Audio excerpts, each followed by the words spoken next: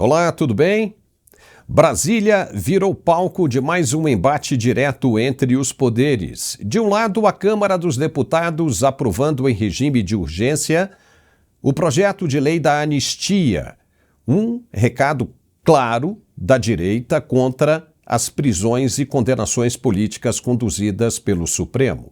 Foram 311 votos favoráveis que enterraram a estratégia da esquerda de empurrar o tema para as comissões e ganhar tempo. Do outro, no plenário do STF, Luiz Roberto Barroso se fazendo de vítima após a suspensão do visto dele para os Estados Unidos. Mas a realidade é que Washington não toma decisões sem provas robustas e os americanos deixaram claro que não são tolos diante de abusos travestidos de defesa da democracia. E como se não bastasse, o ministro Flávio Dino ressuscita o relatório da CPI da Covid e abre um novo inquérito contra Jair Bolsonaro e 23 aliados.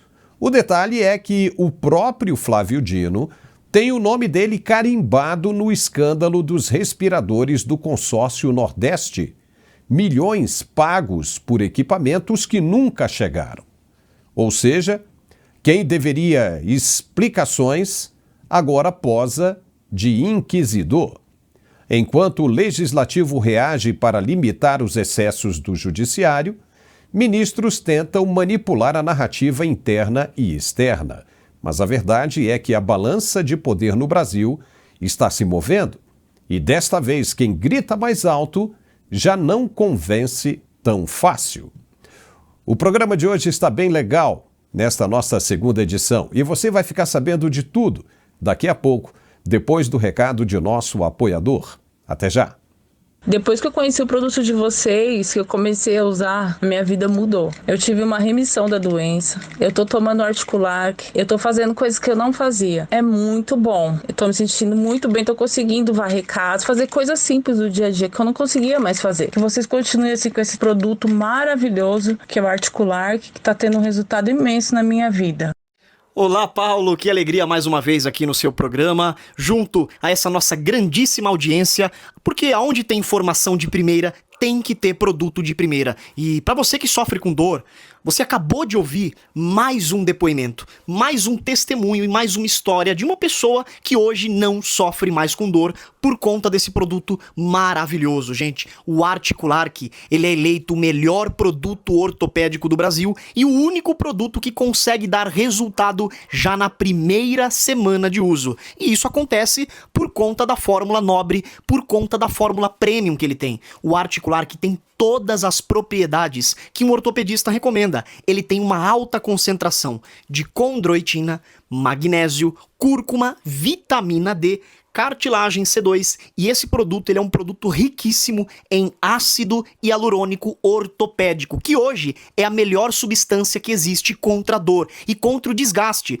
principalmente pra gente que trabalha bastante, tem aquela rotina puxada e infelizmente não está conseguindo fazer as atividades do dia a dia por conta da dor. E isso é natural, né? Porque a dor, ela desanima mesmo, ela deixa a gente pra baixo, ela impede que nós possamos fazer as coisas do dia a dia. O que não é natural é se acostumar com a dor, é deixar a dor tomar conta da situação, ainda mais sabendo que existe um produto como esse que consegue acabar com a dor na primeira semana de uso. É o produto mais forte que existe hoje no Brasil, justamente por conta da combinação dos nutrientes, e o que manda é o ácido hialurônico com a condroitina. Gente, essa mistura tem o poder até de restaurar aquilo que foi perdido, a cartilagem que hoje já não existe mais. O ácido hialurônico ele reconstrói. Por exemplo, hoje um atleta profissional, uma pessoa que tem um alto rendimento físico, quando ela se lesiona, o departamento médico aplica essa injeção de ácido hialurônico porque a recuperação é mais rápida. É por isso que hoje lesões são recuperadas de forma mais rápida.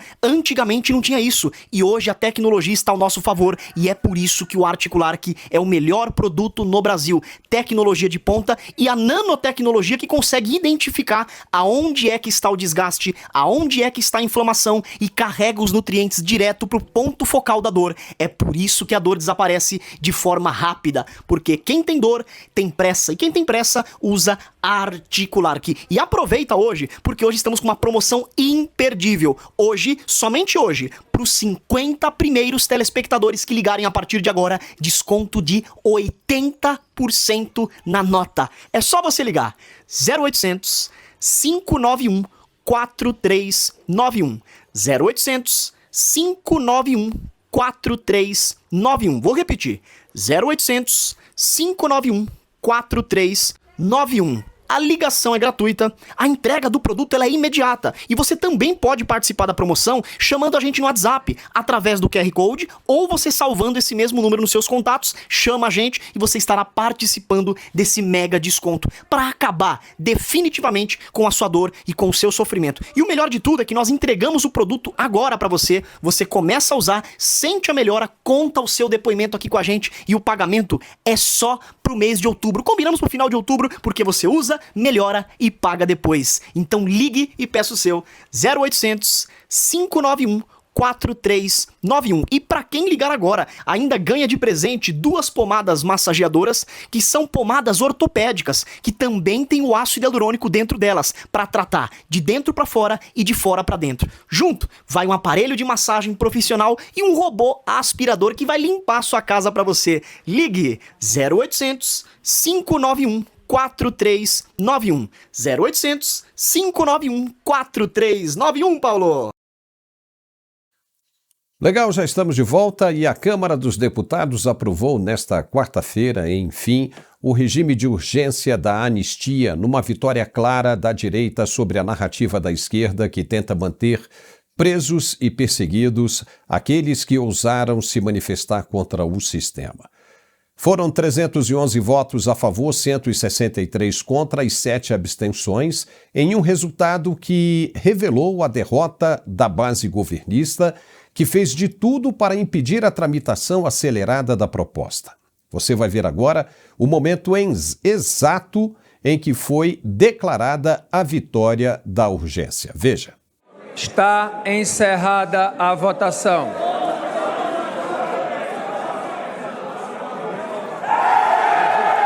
Sim, 311, não, 163, 7 abstenções.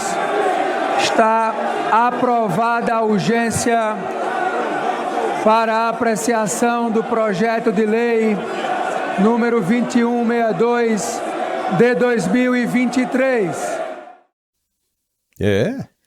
Foi um momento de muita alegria e satisfação para a direita, que comemorou muito, inclusive com uma oração, esse resultado da votação. Veja como foi.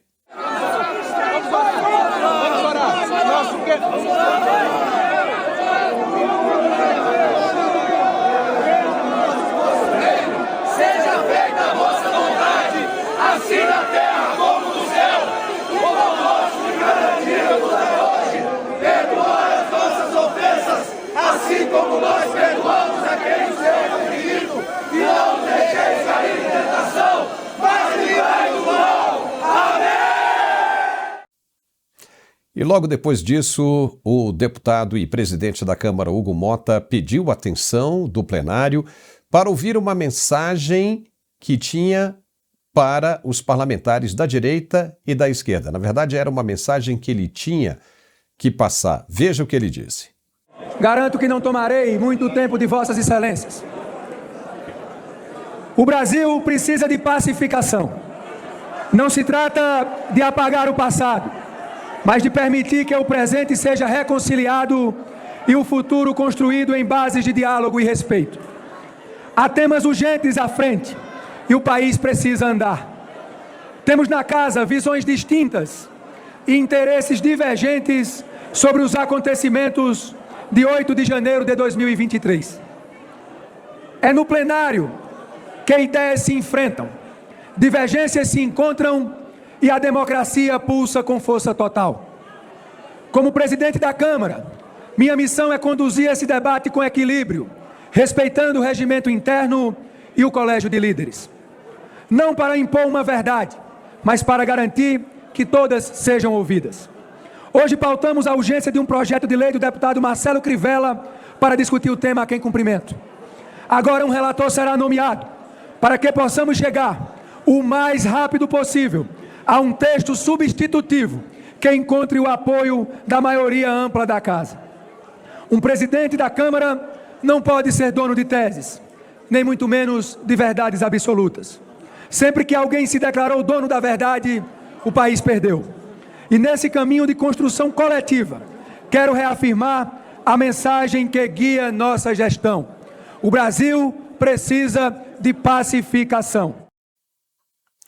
E com a aprovação da urgência, o texto não passará mais pelas comissões e será debatido diretamente no plenário da Câmara, desmontando aí a estratégia da esquerda de prolongar a discussão e ganhar mais tempo para o STF seguir com as suas condenações políticas. Já na primeira hora desta quinta-feira, Hugo Motta anunciou que iria indicar o deputado Paulinho da Força, do Solidariedade de São Paulo, como o relator do projeto, e assim ele o fez, numa jogada estratégica que promete costurar apoios dentro de diferentes bancadas e acelerar a consolidação da proposta. O problema é que Paulinho da Força é um conhecido aliado do ministro Alexandre de Moraes. E muitos veem essa indicação como uma tentativa de agradar os gregos e troianos. Por outro lado, a aprovação da urgência da PEC, da anistia, é, portanto, mais que um ato legislativo. A direita marcou posição e, com esse resultado, abriu caminho para a mudança profunda no tabuleiro político brasileiro. Depois da aprovação da urgência, o líder do PL na Câmara, deputado Sóstenes Cavalcante, disse que a medida não é para reforçar embates entre as instituições, mas sim para garantir justiça. Veja. É claro, presidente, que nós não queremos enfrentamento de instituições. Nós valorizamos todas as instituições, mas também é claro que nós não vamos abaixar a cabeça e ficar silentes para um julgamento injusto, um julgamento político que persegue opositores de alguns que, ao invés de praticar justiça, decidiram fazer vingança com a caneta de magistrados. É isso que queremos reparar, mas não queremos, colegas, reparar isso com traumas. Queremos reparar através do diálogo. E aqui todos os senhores colegas que já votaram, que talvez precisavam de uma fala deste líder, para garantir aos senhores e às senhoras deputadas, que nós, uma vez aprovado este requerimento, buscaremos o bem comum do país, para buscarmos o caminho da pacificação, através desse projeto. Eu quero aqui de verdade agradecer o autor deste projeto, que é o deputado Marcelo Crivella, que não é do PL, ele é do Republicanos. Isso já é um sinal que nós estamos dando a esta casa de pacificação. Muito bem, agora vamos discutir essa situação com o nosso analista e professor Marcos Pisolato. Olá, Pisolato, tudo bem? Sabe o que chama a atenção em tudo isso? Nós vamos falar sobre esse projeto da anistia, da urgência, mas o que eu gostaria de falar é sobre o que disse o ministro aposentado do Supremo, Marco Aurélio Mello, que ele falou o seguinte: em mais de 31 anos de STF, ele nunca viu um processo criminal como esse ser julgado nas turmas, que isso deveria ser julgado pelo colegiado. Então ele disse o seguinte, que há algo errado no atual posicionamento do STF. Veja você que é um ministro aposentado. E os atuais ministros estão criticando o que ele disse. Mas veja, ele está falando de 31 anos de experiência. Ou seja, muito tempo de magistratura ali dentro do STF. O que você acha disso, Pisolato? Será que realmente tem alguma coisa errada? Seja bem-vindo. Obrigado, Paulo. Saudações à nossa audiência. Olha, essa viagem da anistia, ela ainda vai ser muito dolorosa, é uma via dolorosa e o destino é incerto, especialmente para a dona Vildete, com seus 73 anos presa, a dona Iraci, com seus 74 anos presa, e as centenas de outros que crime nenhum cometeram. Porque se houve alguns crimes foi de vandalismo, isso já prescreveu. Então não precisaria nem existir anistia, mas a gente tem se acostumado no Brasil a ceder cada vez mais, né? Anistia é perdão a crimes cometidos. Se não houve crime, não precisaria haver anistia. Então agora a gente aceita a briga da anistia e começamos a briga para fazer a urgência, para não ter que passar pelas diversas comissões e retardar esse processo. Eu vou só fazer um breve concerto. Quem sou eu para fazer um concerto em 31 anos de magistério jurídico do Marco Aurélio Melo? Mas eu não acho que está algo errado, acho que está tudo errado nesse caso. Esse processo nem deveria existir, ele é completamente ilegal, ele é claramente ressentimento, vingança, ódio. Quando o governo federal, o Lula, chamou lá para Alvorada, o Hugo Mota, para negociar, fazer o escambo entre a PEC da blindagem e a PL da anistia, estava presente lá o Sidônio Palmeira. Ora, está presente o secretário de comunicação numa discussão política, é claro que tem a ver com o quê? Nós não estamos discutindo, a esquerda não estava discutindo o mérito da questão, se é uma questão humanitária, se houve ou não houve justiça no processo, ele foi ou não foi legal, que isso obviamente não foi, claro que foi injustiça, porque o que foi cometido ali não tem nada de crime, de criminoso, é uma manifestação democrática que em alguns casos descambou aí para o vandalismo. Mas está presente lá o Sidônio Palmeira, o secretário de comunicação, para avaliar qual seria, não o mérito da questão, já que o Sidônio é o cara da comunicação, é o cara da publicidade, está para lá para discutir o quê? O malefício ou o benefício político. Nesse quesito, a esquerda errou e errou feio, o Planalto errou feio, porque escolheu não apoiar a PEC da blindagem, que era tão cara ao Centrão. O que o Centrão fez? Caiu no colo da PL da anistia. Aí a gente comemorou, mas como a gente está acostumado no Brasil a ver esse tipo de política, que basicamente é chantagem, suborno e sequestro, o que a gente estava esperando? Bom, vamos ver quem vai ser o relator. Aí sai o Paulinho da Força, que foi filiado durante anos ao PT, por sinal, antes de mudar para a Solidariedade. Estava lendo agora há pouco o discurso dele, já deixou claro. No relatório não vai aparecer, palavras dele, não há anistia individual ao presidente Bolsonaro. Então está claro que ela não vai ser ampla, geral e restrita. Segundo, nós estamos abolindo a palavra anistia, palavras dele. Vão tirar do PL da anistia a palavra anistia. Então não será anistia, vai vir o que o Lula queria, a tal anistia light, que não é anistia, porque ou é anistia ou não é perdão, ou tu perdoa ou tu não perdoa. O que vai vir vai ser redução de pena. Qual é o objetivo disso? Não é o mérito da questão, o objetivo disso é medida político-partidária. Eu não sei se a gente consegue, mesmo Sóstenes declarando, eu não sei se está mais um discurso inflamado do momento, quando se fala em pacificação. A pacificação é possível numa situação ideal quando se pensa em justiça.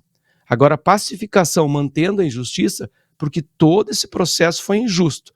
Então a gente vai fechar os olhos, olha só que interessante, a gente estaria dando anistia aos juízes que cometeram um monte de crime no processo, para poder libertar aquelas pessoas que estão injustamente presas. A gente está cedendo, na verdade, mais um pouco. Sim, a gente tem que comemorar, porque foi uma vitória da direita, mas ao mesmo tempo, como a gente conhece a política nacional, eu temo pelo que vem pela frente. Eu não sei se a gente vai ver pacificação e justiça simultaneamente. Pois é, porque o que justificaria essa iniciativa do Hugo Mota em indicar o Paulinho da Força para ser o relator desse projeto? Sendo que ele já tinha sido condenado a 10 anos pelo Supremo, né, vamos dizer assim, pela Justiça. A esposa dele esteve envolvida num caso de desvio de dinheiro de ONG de mais de R$1 milhão, e você já dá uma olhada e vê o seguinte, que é uma pessoa que não tinha absolutamente razão alguma por estar ali, né, nesse processo da anistia, no entanto foi indicado, e a gente fica se perguntando se isso já não seria um propósito, né, um claro propósito para manter o cara ali na coleira, né? Tipo, não vamos abrir aí uma anistia para Jair Bolsonaro. Mas se você vai abrir uma anistia para quem está condenado, como é que você vai anistiar aquelas pessoas lá que pegaram 17 anos, a Débora do Batom, e não vai anistiar as pessoas do Núcleo 1? Como é que funciona isso? Não cabe, né? Como você falou, justiça É que nem mulher meio grávida. Tá aqui, olha, notícia publicada. STF condena Paulinho da Força a 10 anos de prisão. Na ação penal, o parlamentar foi acusado da prática de crime contra o sistema financeiro nacional, lavagem de dinheiro e associação criminosa. Veja você que isso foi publicado no dia 5/6/2020, pela CNN, em 2020. Bom, então veja bem. O Hugo Mota estava certo, então, né? O Paulinho tem trânsito no STF. Tem trânsito no STF. Então, como é que ele vai falar agora de anistia, sendo que ele não foi preso, né? Nem ele, nem a esposa dele, o STF deu um jeito de segurar essa situação, não é? O quê? O que fizeram? Colocaram na gaveta para esperar o melhor momento e agora falaram para o Hugo Mota tem que ser ele o relator. Ele o relator. Aí não tem condições. Como é que o Brasil está, Pisolato? Está uma bagunça danada. Olha, parece que o Hugo Mota botou para urgência, como que diz, eu vou botar para urgência, mas vocês vão ver o que eu vou arrumar depois, né? Tipo isso, né? Não. A última fala dele foi cômica, né? Foi patética, não cômica. Cômica seria se não fosse no nosso lombo esse custo todo, né? Quando ele fala que uma pessoa não é dona da verdade, ele que está segurando um monte de processo na mesa dele, né? Ele está se sentindo dono da verdade. Claro, está aí já colhendo os frutos, pensando numa futura eleição. Eu acho que a direita vai ter que ficar muito alerta e tomar essa decisão. Essa pacificação que estão vendendo no parlamento é basicamente eleitoreira. Então, vamos tirar as pessoas comuns da prisão numa redução de pena. Então, alguns já cumpriram o prazo de uma pena provável de vandalismo. Então, deixa as pessoas soltas, usa isso como palanque eleitoral. Inclusive, o próprio Lula vai provavelmente utilizar isso aí, porque ele vai acabar tendo que assinar essa lei.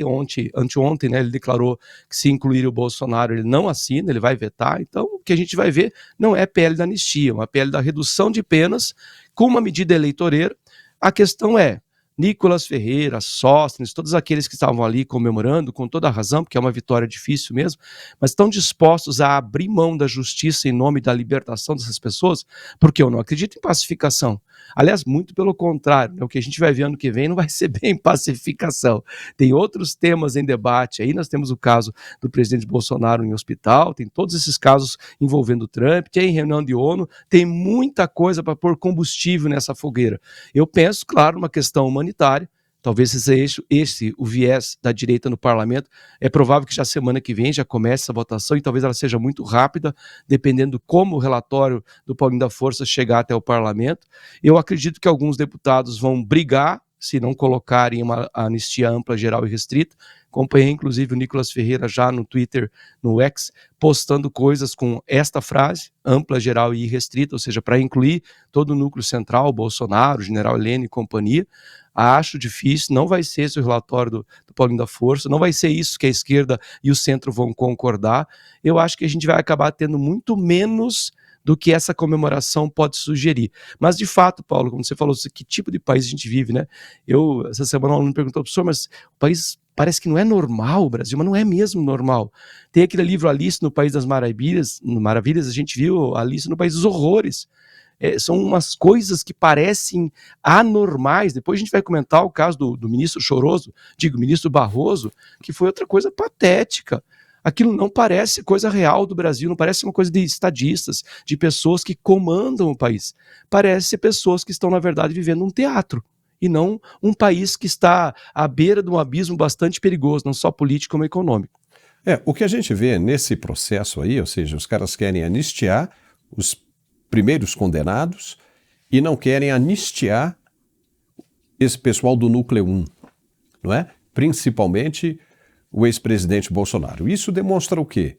Que é um processo político, inteiramente político, não é? Ou seja, eles não queriam nem condenar os outros que já foram condenados, mas eles precisavam colocar todo mundo junto para chegar no presidente. Aí agora, né, as máscaras vão caindo, as coisas vão se mostrando, e aí chega-se à conclusão de que um julgamento visa exclusivamente tirar o ex-presidente Bolsonaro da linha de frente da disputa do pleito de 2026.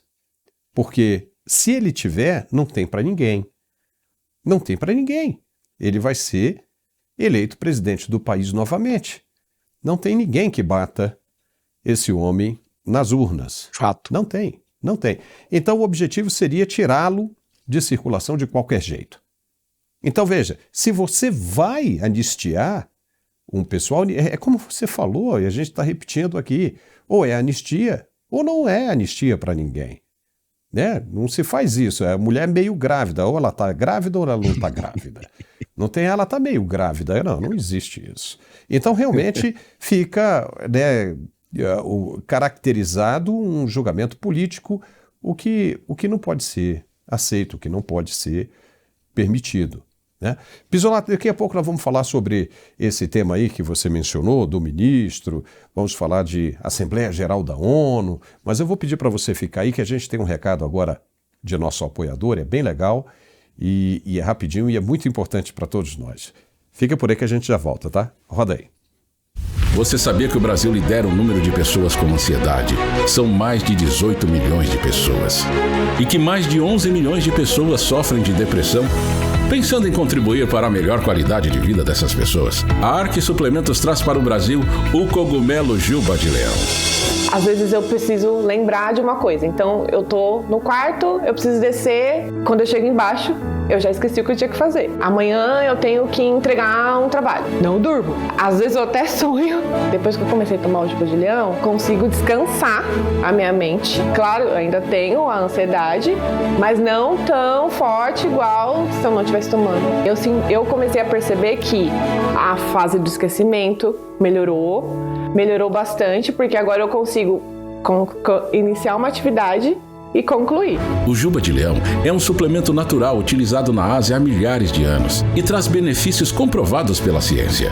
Ele vai te ajudar a diminuir os sintomas da ansiedade, da depressão, TDAH, além de ajudar a aumentar o foco e a concentração no trabalho, ajuda no cansaço físico e mental e pode ser usado até por crianças, auxiliando no aumento do aprendizado. Peça já o seu Juba de Leão da Arque Suplementos e garanta já o seu kit com desconto imperdível. Ligue agora, 0800 591 5520. Juba de Leão da Arque Suplementos. Sua saúde é o nosso foco.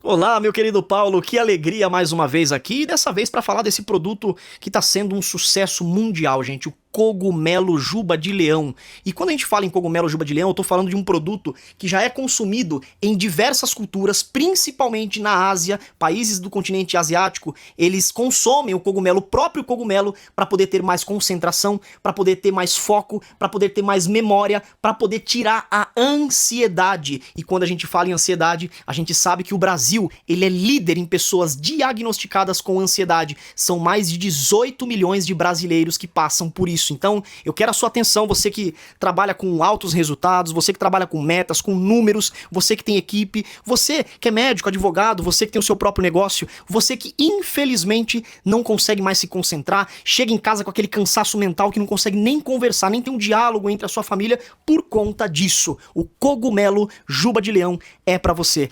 Esse produto ele é muito consumido também nos Estados Unidos e lá ele é conhecido como Lion's Mane. Então é um produto que é conhecido mundialmente e agora também está fazendo um sucesso absurdo aqui no Brasil. Gente, o melhor de tudo sabe o que é? É que esse produto ele também pode ser usado por crianças. Então ele melhora o aprendizado escolar, ele melhora a comunicação, ele melhora a parte locomotora, então para quem tem aquele filho que não se desenvolve, é maravilhoso. E o cogumelo Juba de Leão, ele também trabalha diretamente na parte intestinal, que é a extensão do nosso cérebro, né? Para quem tem gastrite nervosa, a bactéria H. pylori, para quem tem úlcera e gastrite, ele é maravilhoso porque tem uma ação anti-inflamatória e uma ação cauterizadora. É maravilhoso para quem tem problemas intestinais, gastrointestinais. Então para você que sofre com esse tipo de problema, cogumelo Juba de Leão. Então hoje, eu vou fazer algo incrível aqui hoje. Hoje eu tenho uma promoção onde os 100 primeiros telespectadores que ligarem a partir de agora, eu vou dar um desconto de 80%. 80% para os 100 primeiros. É só você ligar 0800 591 5520. 0800 591 5520. Vou repetir. 0800 591 5520. A ligação ela é gratuita, a entrega do produto é imediata e o melhor, o resultado ele é muito rápido. Por quê? Esse produto ele é em pó, ele é diluído na água, então a absorção é imediata. E para a criançada tomar também é muito bom, porque ele tem um sabor de limão siciliano e vou falar para você, é uma delícia. Você que tem ansiedade, você que tem depressão, você que tem problema com memória, você que trabalha muito e precisa de saúde mental, Cogumelo Juba de Leão. Telefone 0800 591 5520. 0800 591 5520, Paulo.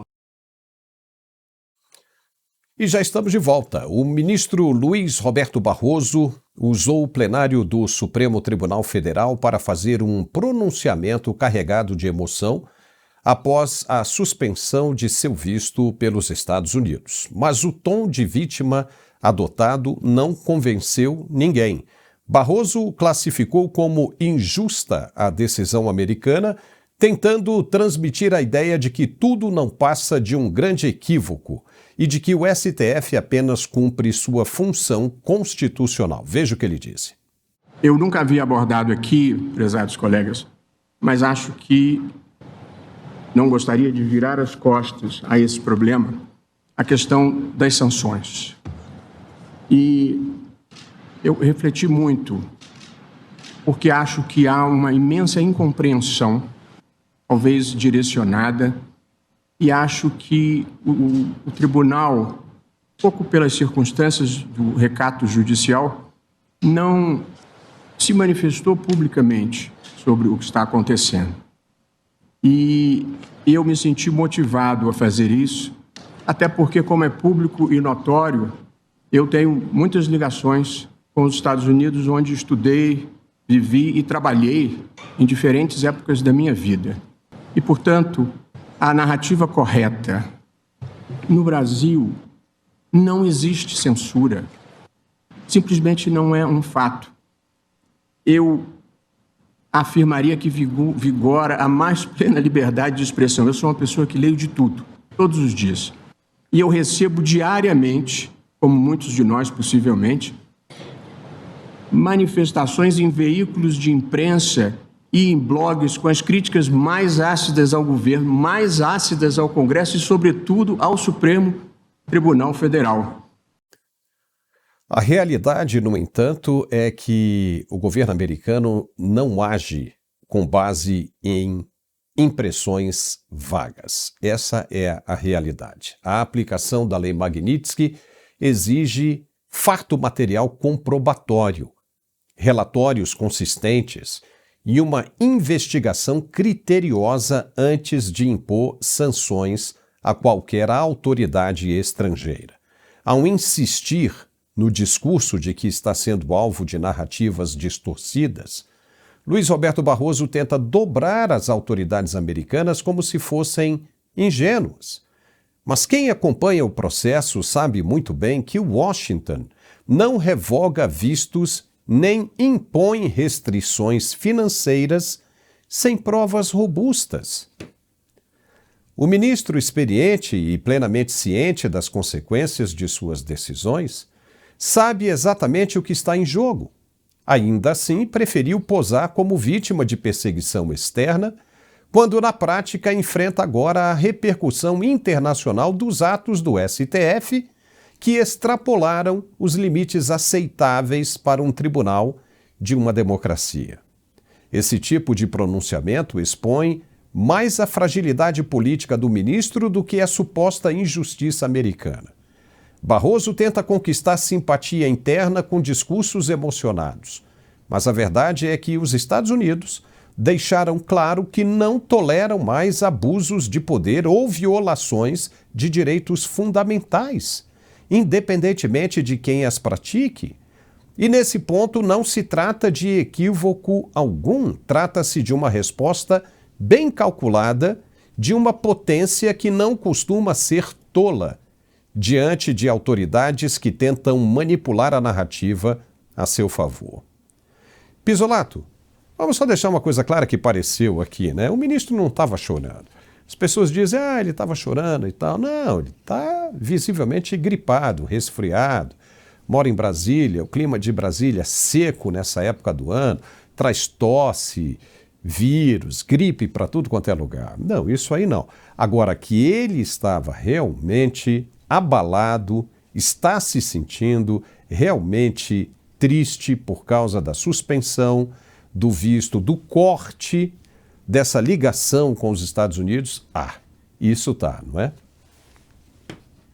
Olha, Paulo, é claro, quando o Trump começa a promover essas sanções, aí no caso dos vistos, e talvez venha mais à frente nos próximos dias, eles começam a sentir naquilo que meu pai dizia que era o órgão mais sensível do corpo daqueles que se intrometem em política, que é o bolso. Porque ele sabe que vai ter sanções que possam e provavelmente vão interferir na vida financeira dele e de seus familiares. Então, por isso que ele está aí tentando apaziguar com um discurso emotivo, com uma narrativa que, obviamente, não vai fazer nenhum sentido. Eu anotei alguns trechos desse discurso dele. Eu acho muito engraçado quando eles tentam nos convencer de certas narrativas, porque eles acreditam que só mencioná-las o povo brasileiro vai engolir, vai aceitar, só porque é o ministro falando. Por exemplo, ele falou de não ter se manifestado em outras oportunidades, ele e os outros juízes, em nome do recato judicial. É sério, nós nunca ouvimos juízes falando perder o mané, ou se manifestando publicamente em vários outros momentos, dando palestras, aparecendo com muita frequência nas mídias sociais. Então é recato judicial apenas quando convém. Não, eles se manifestam muito, o que eu acho pessoalmente muito errado.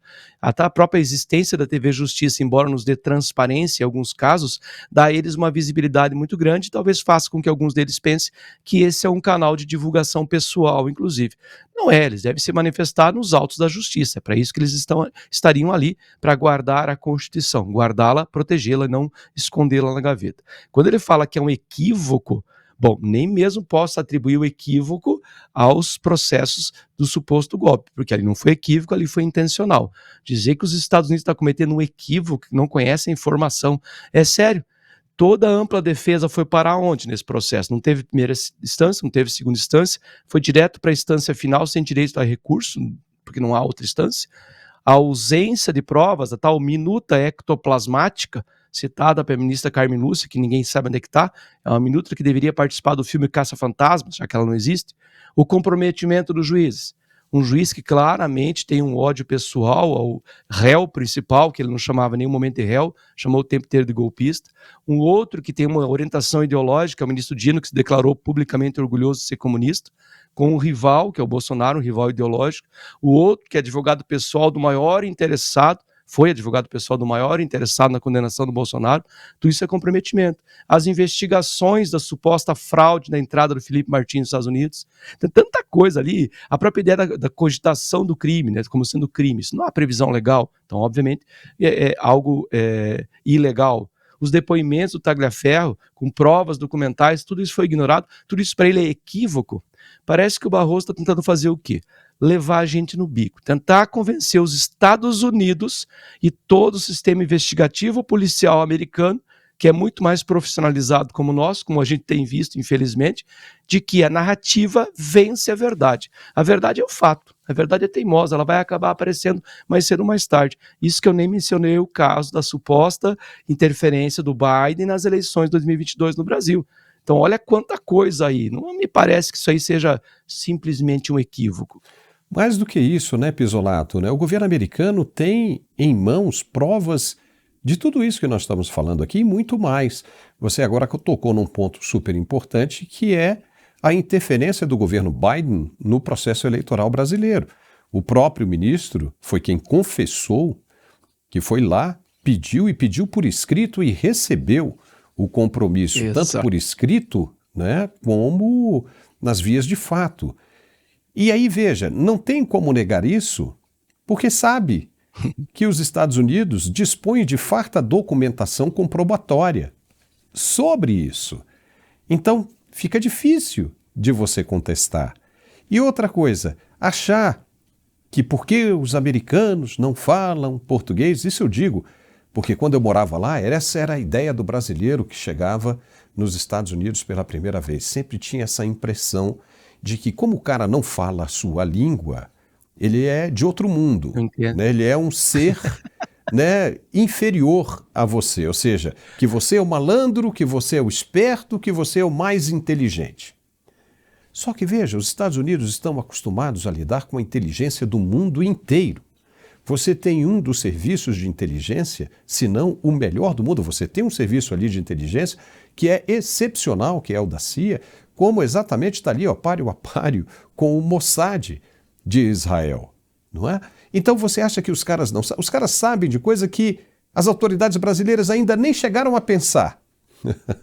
Até parecendo filme de Tom Cruise. O cara já sabe, né, do que o ministro vai pensar. Só para você ter uma ideia de que a malandragem brasileira não chega nem perto da inteligência, do serviço profissional de inteligência americano. E aí o ministro diz que no Brasil não existe censura, porque ele recebe informações, um processo de clipping que mandam para o gabinete dele e provavelmente de outros ministros todos os dias. Ora, isso é natural. Você pode caçar determinados veículos que são mais influentes e deixar outros falarem à vontade para você depois argumentar, olha, fulano está falando e não está sendo censurado. Mas o que dizer da revista Cruzoé? O que dizer de outras pessoas que, né, dos jornalistas que foram censurados, que perderam as suas contas? O que dizer do X, que mostrou isso publicamente, o Elon Musk mostrou publicamente as ordens de ofício saídas do gabinete do ministro, ministro sancionado, dizendo que era para cancelar secretamente. Por que pediu secretamente?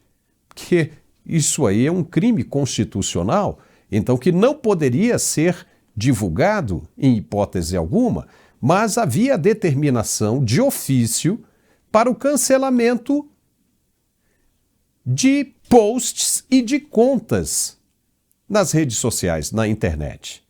Como é que não existe censura? O que é isso se não censura? Mais ainda, o ministro emitiu uma ordem de prisão para uma cidadã americana nos Estados Unidos, que é a Flávia Magalhães, por ela ter colocado um post na rede social dela, de lá dos Estados Unidos. Será que o ministro Barroso não está sabendo disso? Será que ele não teve Isso aí, esse Paulo. tipo de informação? Como é que fica isso, né, ô Pisolato? Sabe, Paulo, eu sou professor, eu gosto de analogias, a nossa audiência vai entender muito claramente o que eu quero dizer. Sabe aquelas zeladoras, faxineiras que não são muito dedicadas ao trabalho, são bastante relapsas, quando elas varrem a sujeira, varrem para baixo do tapete. E aí, quando a patroa descobre, ao invés de consertar, elas trocam o tapete, colocam um tapete bonito em cima, mas a poeira continua lá. É óbvio que isso aí é narrativa. O ministro Barroso está tentando fazer algum tipo de jogo, talvez mais pessoal, mais pro ego dele, porque obviamente não vai funcionar nos Estados Unidos. Os Estados Unidos não é as forças de investigação que você mencionou, elas não são como no Brasil, que elas são utilizadas como mecanismo.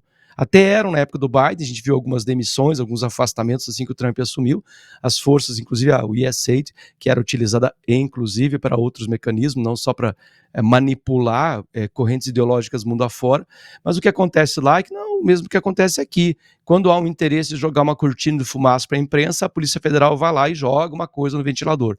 Eles estão investigando, estão juntando documentações, o Marco Rubio já anunciou algumas vezes que virão mais sanções. Essas investigações levam um tempo, não é um processo como o nosso, que é um processo puramente político. Se fosse puramente político lá, com certeza os dados já teriam sido revelados a roldão da imprensa. Então tentar levar essa questão na base da narrativa talvez funcione, eu sempre falo isso e infelizmente é verdade, talvez funcione em alguns DCEs universitários, onde os alunos estão buscando o viés de confirmação. Olha lá, é verdade, houve um equívoco, e talvez o Trump não saiba o que está acontecendo. É sério isso, gente. A quantidade de erros cometidos nesses processos todos, essa insistência, esse ressentimento, o que eu estou chamando de terror judiciário. O ministro Barroso fala uma coisa dessa, que não há censura. 15 dias depois que o ministro Dino ameaçou os brasileiros que fizessem comentários analógicos sobre o Nepal, por exemplo. Ué, mas não há liberdade de expressão? Pode até haver, mas se você tem medo de ir preso, se pegar 17 anos porque fez um comentário, ou o ministro Dino, que acabou de processar um senhor de 66 anos de idade por um comentário que fez no WhatsApp, isso é terror de Estado, isso é terror judiciário.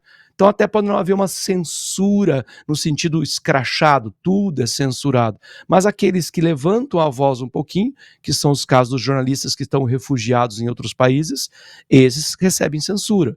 Quando há, como o caso da revista Cruzoé, que você citou, algo que possa ferir alguém do Supremo, ela é de fato censurada, como foi pela ministra Carmen Lúcia à época, só até segunda-feira. Não importa quanto tempo foi, é censura igual.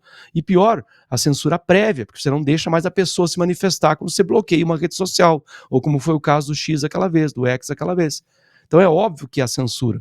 O que a gente tem que aprender, especialmente a nossa audiência, quando me perguntam, mas há censura no Brasil? A gente tem que aprender que o modelo é outro. A gente não tem mais aquele tipo de ditadura que era analógica. A gente tem um tipo diferente agora. Quando homens com o poder que esses 11 ministros do Supremo têm, em especial alguns deles, que usam desse poder para vingar-se, eles usam o poder deles para atingir uma senhorinha, um senhorzinho que pensa diferente. Volto a insistir, num regime democrático, falas, inclusive, do Alexandre de Moraes há muito tempo atrás. Qualquer figura pública tem que estar disposta à crítica. Nem toda crítica vai ser civilizada. Vai aparecer uma crítica de Daniel Silveira, passivo de injúria, calúnia de difamação, mandando 9 anos de cadeia, por exemplo. Nara, e mais ainda, você viu aquele ministro que eu acho que era aí do Paraná, ministro não, aquele juiz do Paraná, que mandou proibir, né, um post no X no mundo inteiro. No mundo inteiro. Lembra disso? Mandou proibir no mundo inteiro, mandou tirar. Isso não é censura? Veja que a revista Cruzoé está até hoje sem poder fazer aquela publicação. Isso não é censura? Ou seja, ninguém nem viu, ela não pôde fazer a publicação. Então, é realmente uma coisa complicada. Essa do ministro Flávio Dino, que você disse, foi uma divulgação num grupo fechado, privado, de WhatsApp. Ou seja, não pode fazer. Vai ser multado, ninguém pode fazer nada, ou seja, justamente isso para deixar medo nas pessoas. O X, quando publicou aquilo que nós estamos falando aqui apenas analisando fatos. Ninguém está inventando nada, ninguém está fazendo nenhuma conjectura. Nós estamos falando sobre fatos, coisas que aconteceram. O X, o Elon Musk, ele publicou as determinações que o X recebeu de ofício partindo do gabinete do ministro Moraes. Ele publicou isso, está aí para quem quiser ver, pedindo ali para cancelar o perfil e posts de determinados usuários. E aí o Elon Musk se recusou a fazer aquilo ali. Por isso ele foi multado e se recusou a pagar a multa, e aí o negócio descambou aí para a empresa Starlink, que não tinha absolutamente nada a ver com o X. E aí deu essa confusão toda. Como é que você, com base nisso, em fatos, você vai concordar com o ministro, dizendo que não há censura no Brasil? É difícil, entendeu? E o que é pior é que, com base nisso, veja bem, os americanos sabem, né, do que está acontecendo. E o que chamou a atenção agora há pouco, o Pisolato, foi o seguinte: uma publicação que saiu agora no final da tarde, aliás, no meio da tarde. Era uma publicação que nós já tínhamos falado sobre ela aqui antes, do vice-secretário de Estado americano, Christopher Landau, que ele fez uma crítica dura. Essa mesma crítica, esse mesmo post dele, foi repostado agora, hoje, no meio da tarde, em português pela Embaixada Americana no Brasil. Ou seja, passa agora a ganhar um caráter oficial, governamental, para que ninguém duvide que foi realmente postado pelo vice-secretário de Estado americano. E o post diz o seguinte: se esta reportagem estiver correta, ok? Fica claro que todo o processo judicial em andamento no Brasil é uma farsa política. Aqueles que afirmam seguir o Estado de Direito não podem aumentar a punição de um réu criminal com base na reação de terceiros. Como já disseram o presidente Trump e o secretário Marco Rubio, os Estados Unidos responderão adequadamente a esta perseguição política e não serão intimidados por ameaças judiciais. Fecha aspas aí. Isso ele já tinha feito tem 2 dias que ele fez isso, mas hoje a Embaixada Americana repostou. Para a Embaixada Americana repostar isso, foi porque entrou em contato de novo com o vice-secretário. E o vice-secretário autorizou. Então isso ganha caráter atual, oficial, como se tivesse sido escrito pela primeira vez agora pelo vice-secretário hoje. Então isso é mais um recado que agrava a situação, porque ganha um caráter oficial, e há poucos dias da Assembleia Geral da ONU, Pisolato. E há quem diga que o presidente Trump, que deverá falar depois do presidente Lula, há quem diga que o presidente Trump vai escancarar. Já começou a circular essa informação de que ele vai denunciar ao mundo, ali naquela Assembleia Geral da ONU, as atrocidades cometidas pelas autoridades brasileiras, principalmente do Poder Judiciário. Porque eles estão interessados em pegar, em tirar desse cesto um juiz específico, que todos nós já sabemos. Eles não abrem mão disso aí. Podem resolver qualquer outro tipo de problema, mas desde que esse ministro específico seja removido. Isso está claro para todo mundo. Essa aqui é uma análise do que está acontecendo. A Assembleia Geral da ONU tem tudo para acontecer. As nações irão ouvir uma denúncia de irregularidades e atrocidades cometidas pela justiça brasileira contra um cidadão inocente. Uma violação de direitos humanos. Atrocidades cometidas contra um aliado do governo americano. Agora, se isso acontece, Pisolato, imagine a vergonha, imagine a situação que o Brasil ficará diante do mundo. E isso partindo de um governo americano, com todos os outros países aliados aos Estados Unidos. Como é que você acha que vai ficar essa situação, Pisolato? Olha, primeiro, concordo contigo, vai ser um constrangimento a nível mundial, vai ser uma coisa horrorosa de se ver. A gente vai, confesso, a gente vai sentir um pouco de orgulho de ver talvez o Lula baixar sua crista, porque ele tem falado muito, tem garganteado muito, como diz os gaúchos, né? Fala muito da boca para fora, mas poucas atitudes. Ele fugiu, inclusive, de algumas perguntas recentes sobre por que ele não tenta essa comunicação pessoal com o Trump. E eu tenho visto no X alguns jornalistas que moram lá e que fazem comentários dizendo que talvez não só o Trump vá fazer, ele vai falar sobre, ele vai mencionar o caso, com certeza, no seu discurso, mas talvez ele já pré-anuncie algumas novas sanções na própria Assembleia. Isso será algo horrível para o Brasil, porque as outras nações que estarão ali não terão como não tomar partido.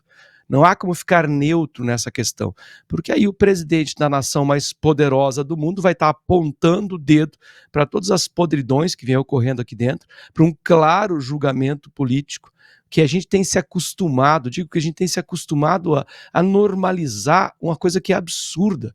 Nós temos ministros com clara e declarada orientação ideológica, que vê no outro político, nesse caso específico o Bolsonaro, um adversário político. E mesmo assim esse juiz não tem a hombridade de se declarar incapaz de fazer o julgamento. Aliás, não deveria nem estar lá, porque se ele tem uma orientação ideológica, se ele tem uma filiação partidária, eu pessoalmente já acho estranho isso. Como que o ministro com orientação partidária vai participar de um plenário, ele pode vir a julgar um adversário ou um aliado dele. E não foi o que a gente tem visto desde o desmanche da Lava Jato, essas tendências. É muita ingenuidade achar que o ministro, declaradamente comunista, ou então declaradamente odioso do seu adversário, vai ser tão superior moralmente a ponto de ser imparcial. Tudo isso o Trump vai expor, gente, na Assembleia da ONU. Gente. Vai ser um vexame mundial. E eu acho que talvez o Trump diminua um pouco o tom dessa conversa, desse discurso, para não ficar tão assim ofensivo ao Brasil. Mas eu não creio que ele vai perder a oportunidade de, com o Lula presente, fazer isso. Eu confesso, Paulo, para encerrar, o que eu gostaria mesmo de ver é o famoso aperto de mão do Trump. Eu gostaria de ver um aperto de mão entre o Trump e o Lula, só para a gente ver aquela puxada forte que o Trump tem, para ver como é que o Lula reagiria a esta situação e esse constrangimento mundial. De novo, para encerrar, eu acredito que não vai haver da parte do próprio Lula algum tipo de recuo, tá? Porque a gente vê já nos últimos meses que ele escolheu o modo dane-se, né? Ele não está mais muito preocupado com negociar, com diplomacia, ele está na via mesmo do dane-se. Então não vejo que ele vai ter um recuo. Mas, infelizmente, o que está à frente parece ser um constrangimento mundial, ou mais um constrangimento mundial. E a primeira-dama já está nos Estados Unidos, né? Só Já. que ela, pela primeira vez, desde que ela assumiu a presidência junto com ele, ela não se hospeda em hotel 5 estrelas, olha só, tá na Embaixada Pisolato, nos Estados Unidos, tá na Embaixada. Olha que coisa curiosa, isso é porque já tem gente dizendo que aquilo ali foi um teste, vai lá e sente como é que tá o negócio, mas não foi para a Embaixada. Por que para a Embaixada? Porque, não sei, pode ter sido vamos provar a Embaixada, de repente a Embaixada brasileira, né, nos Estados Unidos é muito mais agradável ou coisa parecida. Mas tem gente falando um monte de coisa por aí. Ou seja, as relações não andam boas e muito provavelmente até mesmo o presidente pode não comparecer, porque é um risco muito grande. Não diria um risco muito grande, mas há um risco. Antigamente não tinha absolutamente nada, mas agora mesmo que exista um 0,00001% de dar errado alguma coisa, isso já é sinal de se repensar uma ida, né? E seria a primeira vez desde 1950 que o Brasil não faria um pronunciamento na abertura da Assembleia Geral da ONU. Mas quem vai falar depois do Lula é o presidente Trump. Então imagine a situação. E vou lhe dizer mais uma coisa, né? Acabou de sair um outro post aqui do Christopher Landau falando especificamente sobre a brasileira naturalizada americana. Está dizendo, olha, o ministro Alexandre de Moraes emitiu, era isso que ele estava falando, se essa matéria for correta, e aí ele checou, ele viu que o ministro Moraes emitiu uma ordem de prisão contra uma cidadã americana. E nós sabemos, Pisolato, que quando você é naturalizado americano, não há diferença alguma para o cidadão que é nativo americano. Né? Os Estados Unidos estão com cerca de 211 anos, né, de independência, né? 211 anos. E é difícil de você ter aí um tataravô, né, americano. Você vai ter outro ali, mas em função do país ser novo, é difícil você ter, né, essa linha, né, cronológica aí. O que você vai ter é bastante imigrantes que se tornaram americanos. As Forças Armadas, por exemplo, são compostas com mais de 50% de imigrantes ou filhos de imigrantes.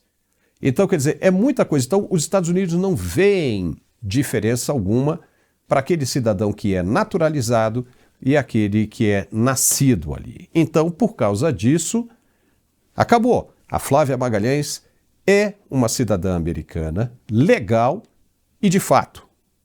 Tá bom? E aí o que acontece? O Christopher Landau comprovou que o ministro mandou prender uma cidadã americana. Emitiu uma ordem de prisão para uma cidadã americana. Acabou de sair agora aqui, publicando, e o cara está fervendo de raiva, de indignação e quer a cabeça do ministro. Né? Quando a gente fala quer a cabeça do ministro, você sabe o que é? Ele quer punir o ministro. E aí? Você está aí às vésperas dessa Assembleia E o Lula fica dizendo, should I stay or should I go? Should I stay or should I go? Né? Eu devo ficar ou eu devo ir? Eu devo ficar ou eu devo ir para a Assembleia? E aí vamos ver o que vai acontecer. Se for, é bom preparar a crosta, porque vai vir muita pancada. A radiação será gigantesca, hein, Pizzolato? Isso aí é jogo de perde-perde. Eu acho que a decisão deve ser, de repente, do próprio Sidônio. Vamos ver qual é o peso político de não ir. Porque não ir é derrota. Ir também vai ser derrota. Então é um jogo de perde-perde. Ele não vai ganhar nunca nesse jogo, tá?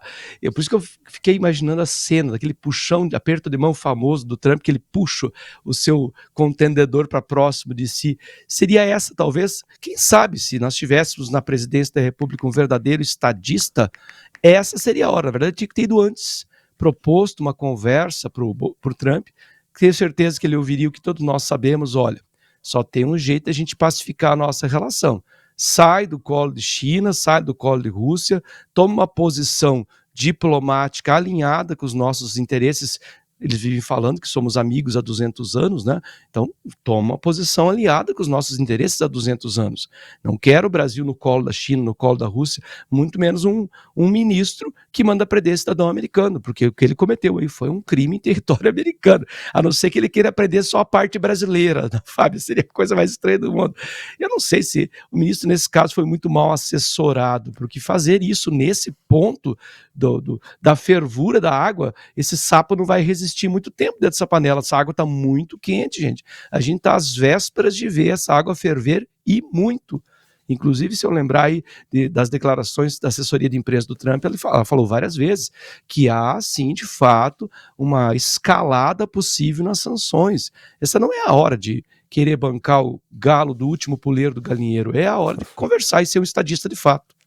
Só para esclarecer mesmo, são 249 anos, tá?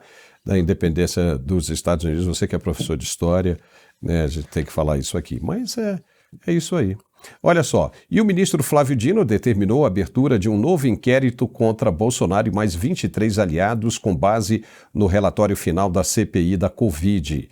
A decisão, no entanto, levanta fortes questionamentos. Trata-se de mais um movimento político disfarçado de investigação jurídica.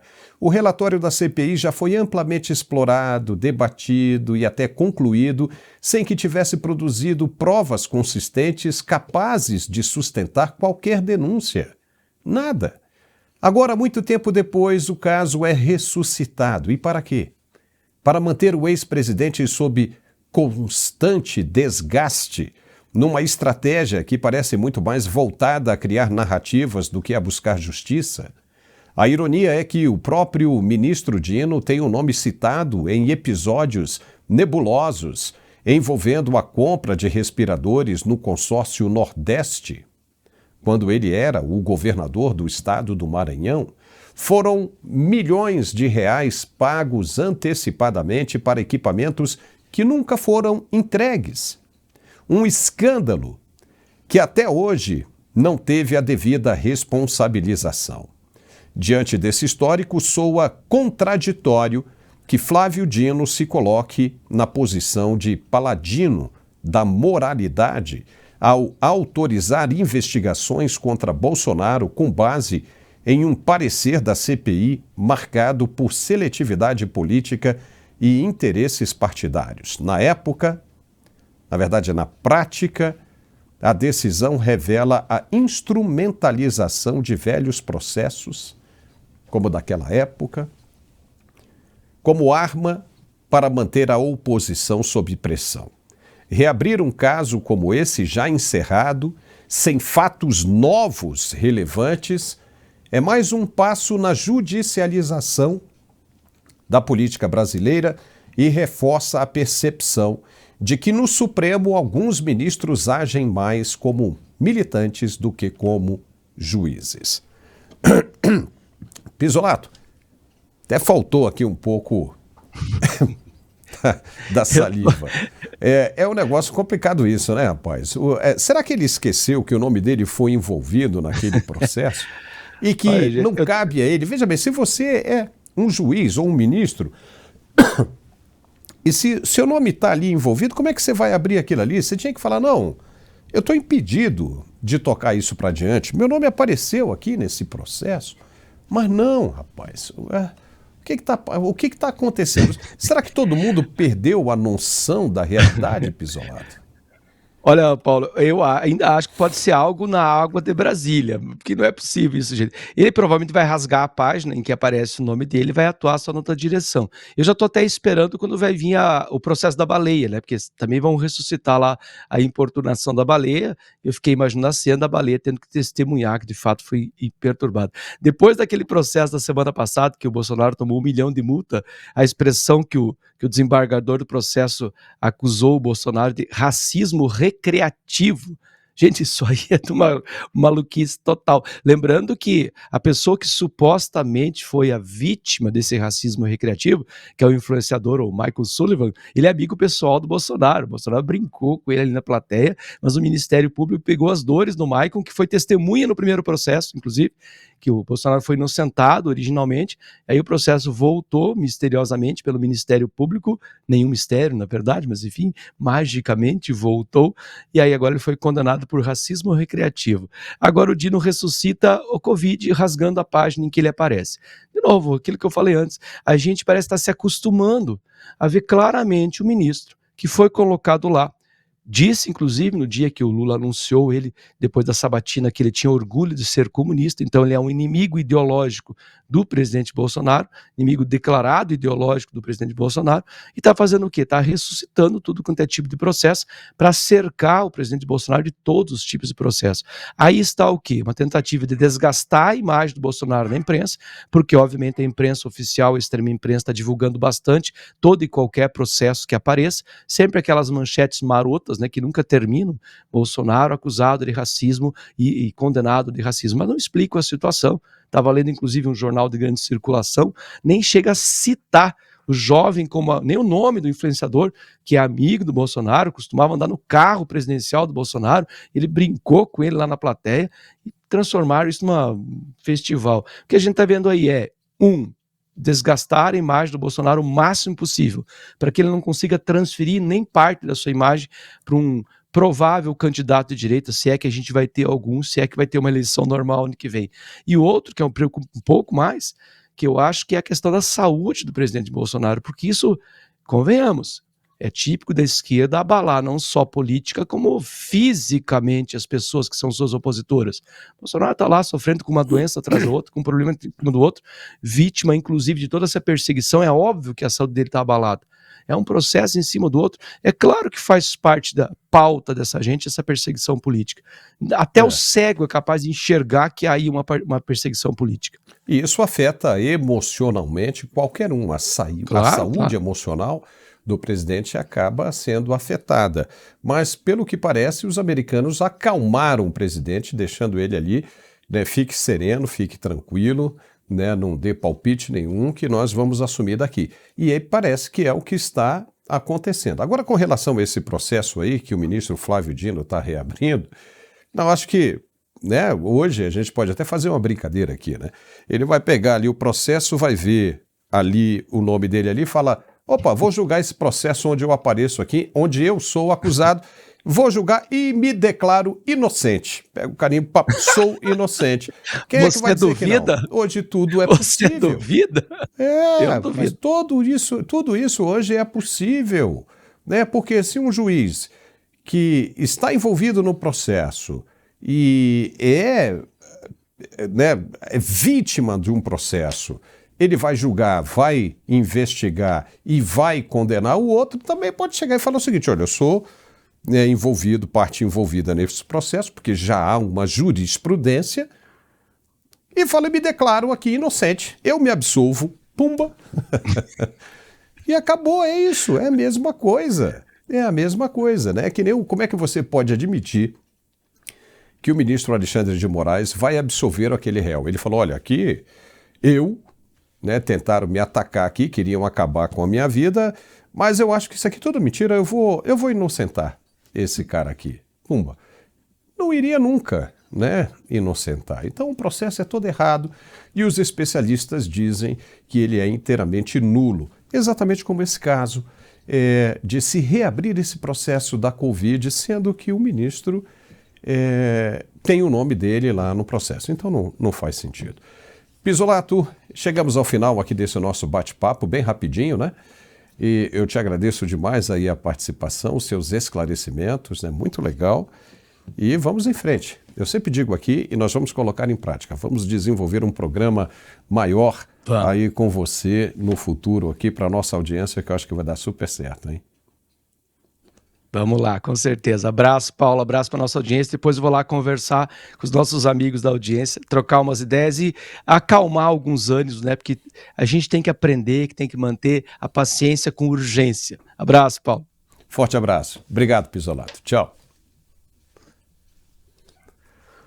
E olha só, para você que quer se sentir bem, quer ficar cheiroso, aquele cheiro muito bom, aquela fragrância excepcional, o nome é esse aqui, ó, Uma Noite em Sevilha. Você não vai encontrar em lojas, em shoppings, não. Você só vai encontrar isso aqui no site que está aparecendo aí na sua tela. Quando você quiser comprar um perfume bom, de qualidade, gostoso mesmo, e unissex, hein? Tanto para ela quanto para ele. Você acessa o site aí, etielojavirtual.com. Faça seu pedido hoje mesmo, eu tenho certeza que você vai gostar. Isso aqui é o perfume que eu uso, tá bom? Obrigado pela companhia. Amanhã estamos de volta ao meio-dia, ao vivo e a cores, com o Carlos Dias e o Alfredo Bessoff. Até lá!